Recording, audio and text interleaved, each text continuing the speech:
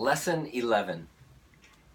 It wasn't until April 11th, 1947, when Branch Rickey signed Jackie Robinson to a National League contract with the Dodgers, that I was directly affected. I don't remember shaking a black man's hand before, but on that spring training day, I walked over to Jackie and, as captain, welcomed him to the team. I knew he had talent when I saw him bat and throw. Some of the guys weren't happy about their new teammate. Late one night, while Pete Reiser and I were talking in my hotel room, there was a knock on the door. I opened it to find outfielder Dixie Walker and two others. He handed me a petition stating those who had signed wouldn't play baseball with a black man. "I'm not signing it," I said. Neither would Reiser. And that was that. I needed the salary, and I just wanted to play the game. It didn't matter to me whether Jackie was black or green. He had a right to be there too. It turned out Jackie didn't play shortstop. I stayed in that position, and eventually Jackie played second base. We got to be kind of a partnership. Recently, a sports writer called us one of the brightest double play combinations in baseball. Well, a team's got to be strong up the middle if it's going to win pennants, and that's what we did. Won pennant after pennant. But it wasn't easy for Jackie. During that first year, after I had played cards with Jackie in his clubhouse, Dixie Walker came up to me. "How can you be playing cards with him?"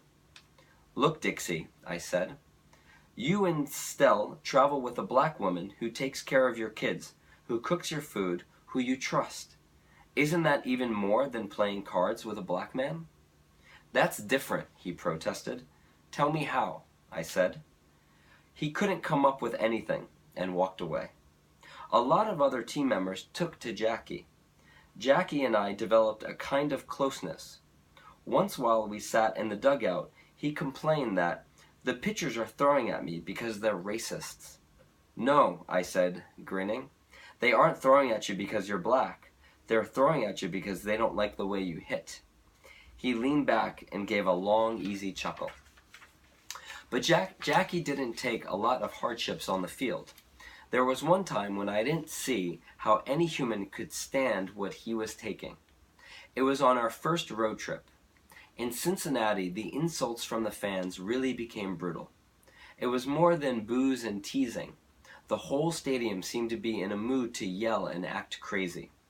Then somebody threw out a black cat, which ran quickly across the field. I looked over at Jackie standing alone, looking so sad, so unprotected. Something in my gut reacted. Maybe I was remembering something from my childhood. Something about the unfairness of it all, the injustice. What? I don't know.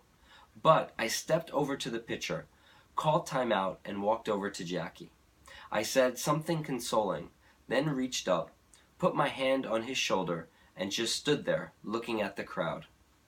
The teasing stopped like someone turning off a loud radio, and we began doing what we had gone there to do, play ball. As you know, Jackie Robinson went on to greatness. He would turn the other cheek, but he also stood up for himself. He could be a tough player, and sliding into base, he might run into a guy who was in his way. When I see the talented black players in sports today, I'm grateful for having had the privilege of playing with the man who opened the door for them. But none of us were trying to show off. All that any of us was trying to do was make the best use of the talent given to us. One of my last talks with Jackie wrapped it all up. "You know, I didn't go out of my way to be nice to you," I said.